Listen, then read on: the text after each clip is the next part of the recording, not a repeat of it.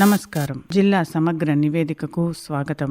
ఈ కార్యక్రమం ద్వారా ఆయా జిల్లాల్లో అభివృద్ధి కార్యక్రమాలు, ముఖ్య ఘటనలు, పరిణామాలు, ఇతర అంశాల గురించి తెలుసుకుంటున్నాం కదా. ప్రస్తుతం సిద్దిపేట జిల్లా నుంచి రమేష్ గారు అందుబాటులో ఉన్నారు. ఆయన్ని అడిగి మరిన్ని వివరాలు తెలుసుకుందాం. నమస్కారం అండి రమేష్ గారు. నమస్కారం మేడం.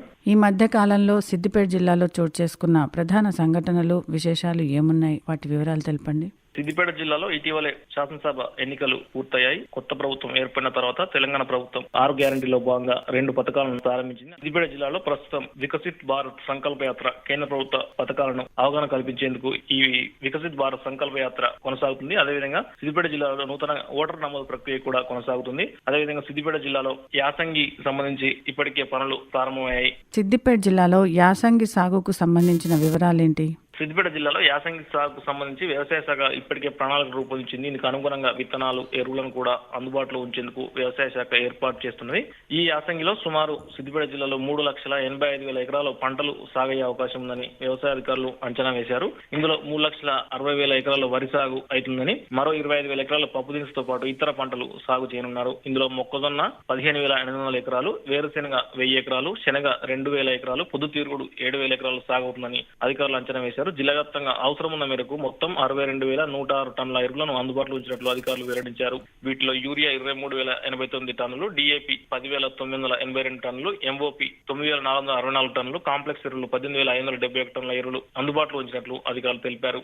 జిల్లాలో ఇటీవల జరిగిన శాసనసభ ఎన్నికల ఫలితాలు తెలపండి. సిద్దిపేట జిల్లా పరిధిలో 4 శాసనసభ నియోజకవర్గాలు ఉన్నాయి. ఈ మేరకు ఇటీవల జరిగిన శాసనసభ ఎన్నికల్లో గజ్వేల్ నియోజకవర్గం నుంచి బీఆర్ఎస్ అభ్యర్థి కల్వకుంట్ల చంద్రశేఖరరావు, బీజేపీ అభ్యర్థి ఈటల రాజేందర్పై 45,031 ఓట్ల మెజారిటీతో విజయం సాధించారు. సిద్దిపేట నియోజకవర్గంలో బీఆర్ఎస్ అభ్యర్థి హరీష్ రావు సమీప అభ్యర్థి పూజల హరికృష్ణపై 82,308 ఓట్ల మెజారిటీతో గెలుపొందారు. దుబ్బాక నియోజకవర్గ అభ్యర్థి కొత్త ప్రభాకర్ రెడ్డి సమీప బీజేపీ అభ్యర్థి రఘునందన్పై 53,513 ఓట్ల మెజారిటీతో గెలుపొందారు. జిల్లాలోని ఉస్నాబాద్ నియోజకవర్గంలో కాంగ్రెస్ అభ్యర్థి పొన్నం ప్రభాకర్ సమీప బీఆర్ఎస్ అభ్యర్థి వడతల సతీష్ కుమార్ పై 19,344 ఓట్ల మెజారిటీతో గెలుపొందారు. మొత్తంగా సిద్దిపేట జిల్లాలో 3 నియోజకవర్గాల బీఆర్ఎస్ అభ్యర్థులు, 1 నియోజకవర్గంలో కాంగ్రెస్ అభ్యర్థి గెలుపొందారు. తెలంగాణ ప్రభుత్వం ప్రవేశపెట్టిన మహాలక్ష్మి, ఆరోగ్యశ్రీ పథకాలను జిల్లాలో ఎవరు ప్రారంభించారు? వాటి వివరాలేంటి? తెలంగాణ రాష్ట్ర ప్రభుత్వం మహాలక్ష్మి పథకం ద్వారా మహిళలతో పాటు బాలికలు, విద్యార్థులను, థర్డ్ జెండర్లకు ఉచితంగా బస్సులో ప్రయాణించే సౌకర్యం కల్పించింది. ఈ మేరకు మహాలక్ష్మి పథకంతో పాటు రాజీవ్ ఆరోగ్యశ్రీ పథకం, 10 లక్షల రూపాయల పెంపు పథకాలను సిద్దిపేట జిల్లా కేంద్రంలో సిద్దిపేట ప్రభుత్వ ఆసుపత్రిలో జిల్లా కలెక్టర్ ప్రశాంత్ జీవన్ పాటిల్ జెండా ఊపి ప్రారంభించారు.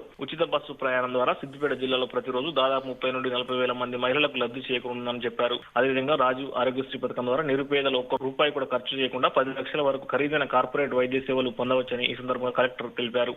జిల్లాలో కొనసాగుతున్న వికసిత్ భారత్ సంకల్ప యాత్ర విశేషాలు ఎలా ఉన్నాయి? కేంద్ర ప్రభుత్వ సంక్షేమ పథకాలపై అవగాహన పెంపొందించడంతో పాటు పథకాలు అర్హులకు అందేలా తెలియజేయడానికి సిద్దిపేట జిల్లా వ్యాప్తంగా వికసిత్ భారత్ సంకల్ప యాత్రను చేపట్టారు. ఈ యాత్ర డిసెంబర్ 16 తేదీ నుంచి వచ్చే సంవత్సరం జనవరి 26 తేదీ వరకు జిల్లాలోని 499 గ్రామ పంచాయతీలో నిర్వహించనున్నారు. ఐఈసీ వ్యాన్ల ద్వారా ప్రతిరోజు 2 గ్రామ పంచాయతీ చొప్పున యాత్ర చేపట్టి కేంద్ర ప్రభుత్వ సంక్షేమ పథకాలపై అవగాహన కల్పించనున్నారు. ఈ మేరకు సిద్దిపేట జిల్లా చిన్నకోట మండల కేంద్రంలో జిల్లా lead bank manager Satyajit Viksit Bharat సంకల్ప యాత్రను ప్రారంభించారు. ఈ వికసిత్ భారత్ సంకల్ప యాత్ర కింద మొత్తం 17 శాఖలు ఉన్నాయని ఎల్డీఎం వికసిత్ భారత్ సంకల్ప యాత్ర నోడల్ అధికారి సత్యజిత్ తెలిపారు. కేంద్ర ప్రభుత్వ పథకాలపై అవగాహన కల్పించడమే కాకుండా అర్హులైన లబ్ధిదారులను గుర్తించి వెంటనే వారి పేరును ఎన్రోల్ చేయనున్నారు.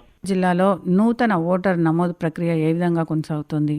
జనవరి 1, 2024 నాటికి 18 ఏళ్లు నిండే వారికి కొత్తగా ఓటు నమోదు అర్హులని ఎన్నికల సంఘం పేర్కొని త్వరలోనే పంచాయతీ, మండల, జిల్లా పరిషత్, పురపాలక సంఘాలతో పాటు లోక్సభ ఎన్నికలు కూడా జరగనున్నాయి. దాంతో కేంద్ర ఎన్నికల సంఘం ఓటర్ల జాబితా సవరణ చేపట్టిన సిద్ధమైంది. ఇందులో భాగంగా 2024 జనవరి 1 తేదీన 18 ఏళ్లు నిండిన వారు ఓటర్గా నమోదు చేసుకునేందుకు అవకాశం కల్పించింది. ఓటర్ల నమోదుతో పాటు బోగస్ ఓట్ల తొలగింపు, చిరునామా మార్పు చేసుకోవడం, ఇలా రూపొందించిన ఓటర్ల జాబితా తుది ప్రక్రియ ఫిబ్రవరి 8 నాటికి పూర్తి చేయనుందని జిల్లా కలెక్టర్ ప్రశాంత్ జీవన్ పాటిల్ తెలిపారు. అలాగే ఓటర్ గుర్తింపు కార్డు, చిరునామా తప్పుల సవరణకు ఇందులో అవకాశం ఉందని, ఓటర్ జాబితా సవరణ ప్రక్రియ సజావుగా సాగేందుకు అన్ని రకాల చర్యలు తీసుకున్నట్లు కలెక్టర్ తెలిపారు.